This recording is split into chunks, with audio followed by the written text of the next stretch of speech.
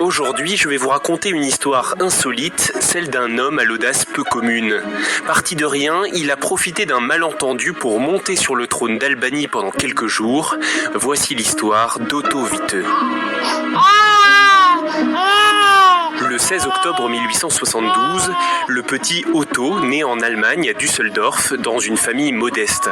Dès le plus jeune âge, il doit gagner son pain, et pour cela il devient forain, puis peintre, ouvrier en bâtiment, hôtelier, scaphandrier, et même soi-disant légionnaire dans l'armée turque. Impossible de savoir si tout cela est vrai, puisqu'Otto Witte est surtout un manipulateur de première catégorie, légèrement mythomane sur les bords. C'est vrai que des fois tes histoires, elles sont un peu, rocambolesques, quoi. Alors on peut pas avoir une vie de ouf ? Bien sûr que si. Otto est surtout un vrai escroc.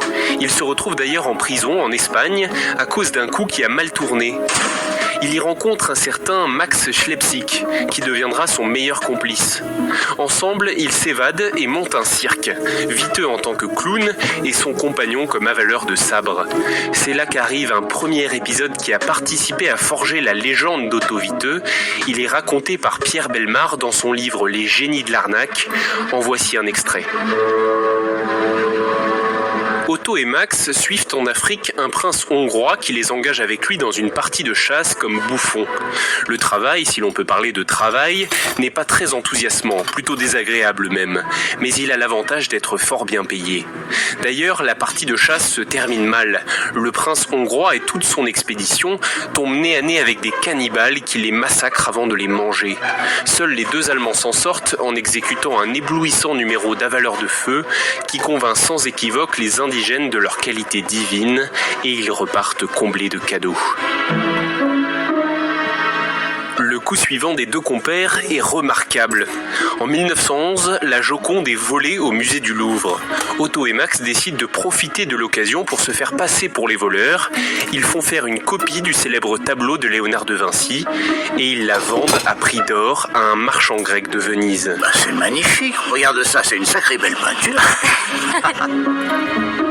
Mais leur plus grand fait d'armes, leur plus grande escroquerie, laissez-moi vous la raconter en détail. On vous écoute. En 1912, à la suite d'un soulèvement, l'Albanie devient indépendante. Elle se libère de l'occupation turque. Une conférence des ambassadeurs a lieu à Londres du 17 au 20 décembre 1912. Les grandes puissances occidentales décident de désigner le futur roi d'Albanie. Les candidatures sont nombreuses, mais aucune ne fait l'unanimité. Et les Albanais veulent à leur tête un roi de leur religion, un roi musulman. Un candidat pourrait correspondre, et c'est lui qu'une grande partie des Albanais espèrent, Halim Eddin, le neveu du sultan turc. C'est aussi le candidat que souhaite Esad Pacha, le chef de l'armée albanaise actuellement au pouvoir dans le pays, même si une question se pose, est-ce que le neveu du sultan turc voudra bien diriger un pays qui vient de prendre son indépendance vis-à-vis de l'Empire ottoman, autrement dit, de la Turquie? Là voilà la bonne question. La réponse arrive le 8 août 1913. Le général Esad Pacha reçoit un télégramme. Il explique qu'Halim Eddin, prince d'Albanie, arrive dans 2 jours à Durrës. Durrës donc une ville portuaire de l'ouest de l'Albanie. Le 10 août, une foule s'est rassemblée pour accueillir le nouveau souverain. Le prince Halim Eddin est acclamé. Le pays est en liesse.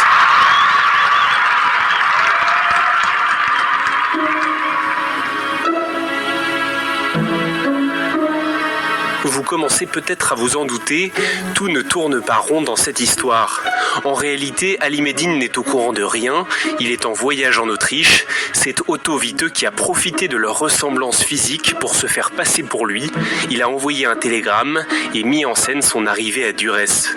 Otto est doué parce que le 13 août, il est couronné roi d'Albanie sans que personne ne se doute de rien. Et il se goinfre au festin rendu en son honneur après la cérémonie. Ses premières décisions sont de déclarer la guerre au Monténégro et de constituer son harem. Ça, c'est tout à fait prioritaire.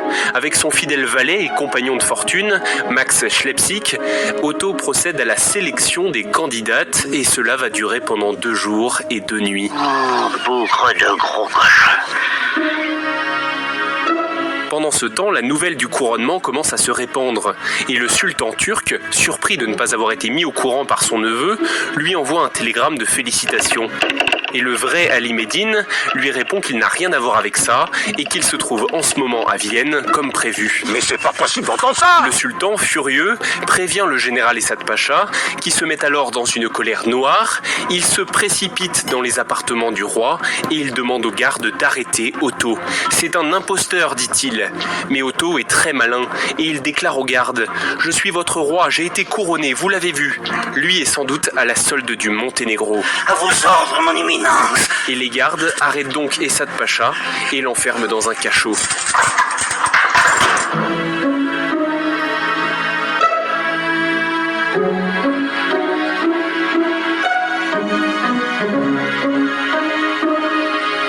La situation devient tout de même risquée pour Otto et Max, et avec l'aide de jeunes femmes du harem, ils s'enfuient en direction de l'Italie, non sans emporter avec eux quelques richesses albanaises. Vu les merveilleuses richesses de ce pays, on comprend que les étrangers aient envie de l'occuper. De retour en Allemagne, Otto Witte réussit à se faire reconnaître ancien roi d'Albanie et sa carte d'identité en portera toute sa vie la mention. En 1939, il raconte cette histoire incroyable dans un livre nommé 5 jours roi d'Albanie et dont il est difficile de détacher le vrai du faux, ou plutôt la réalité de l'exagération. Mais une chose est sûre, à l'âge de 86 ans, Otto Witte a rendu son dernier souffle en Allemagne, à Hambourg, le 13 août 1958, soit 45 ans, jour pour jour, après son couronnement. Finalement, en 1914, la conférence de Londres a nommé Guillaume de Wied, un Prussien protestant, à la tête de l'Albanie. La Première Guerre mondiale a éclaté et Guillaume s'est enfui. En octobre 1914, Essad Pacha a donc pris le pouvoir comme dictateur, une place qu'il a gardée jusqu'en 1916.